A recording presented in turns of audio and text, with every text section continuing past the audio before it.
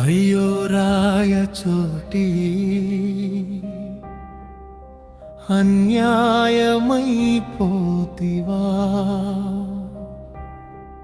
అన్నమయ్య జిల్లా కేంద్రమై ఇప్పుడు అనాథవైపోతివా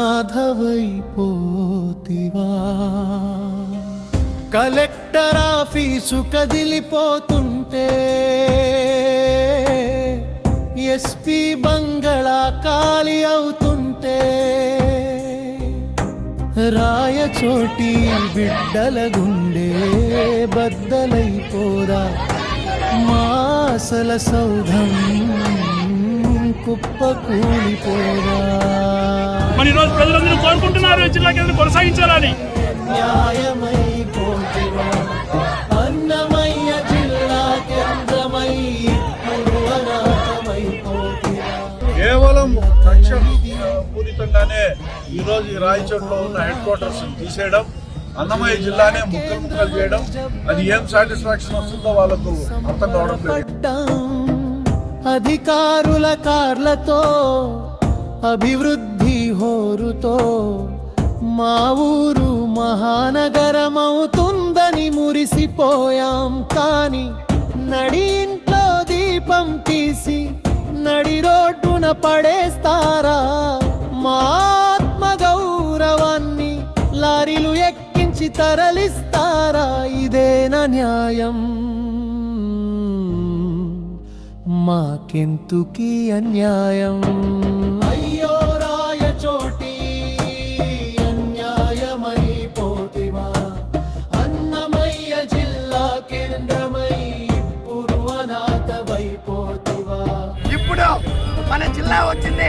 శ్రీకాంత్ రెడ్డి గారు మంత్రి పదవిని త్యాగం చేసి రాయచోటిని 44 నెలలుగా జిల్లా ఉండింది. దక్షిణ కాశీ సాక్షిగా వెలిసిన మా సీమ ఇప్పుడు బోసిపోయి చూస్తుంది మా రాయచోటి అమ్మ.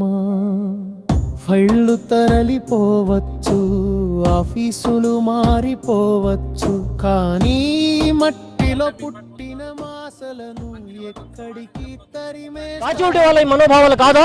ఇక్కడి ప్రజలు కాదా? ఇవాళ శ్రీకాంత్ రెడ్డి గారి యొక్క ముందు ఆలోచనతో ఈ ప్రాంతాన్ని ఆ రోజు జిల్లాగా చేయడం జరిగింది. మా జిల్లాను వెంటనే ప్రకటించి మా హక్కులను కాపాడాలని చెప్పి మేము పూర్తిగా డిమాండ్ చేస్తున్నాం. రోజులే మాకు మిగిలేనా? అయ్యో రాయచోటి అన్యాయమైపోతివా అన్నమయ్య జిల్లా కేంద్రమై ఇప్పుడు అనాథవైపోతివా. అన్నమయ్య నడయాడిన నేల ఇది, వీరభద్రుడు కొలువైన క్షేత్రం ఇది. అభివృద్ధికి అర్హత లేని ఊరు కాదిది. తరలిపోతున్న ప్రతి ఆఫీసు మా గుండెకో గాయం. తిరిగి రండి మా రాయచోటిని విడిచి వెళ్ళకండి. నీకు రాజకీయంగా కానీ రాయచోటి ప్రజలపైన ఏ మాత్రం చిత్తశుద్ధున్నా నువ్వు మంత్రి పదవికి కాదు ఎమ్మెల్యేకి రాజీనామా చేయి, నేను మాటిస్తున్నా. ఇది యథాతథంగా జిల్లా కొనసాగిస్తే నేను రాజకీయాల నుంచి స్వచ్ఛందంగా వైదొలుగుతా. లేదు నువ్వు రాజీనామా చేసి వస్తే నేను పోటీ చేయను. అయ్యో రాయచోటి అన్యాయమైపోతివా అన్నమయ్య జిల్లా కేంద్రమై ఇప్పుడు అనాథవైపోతివా.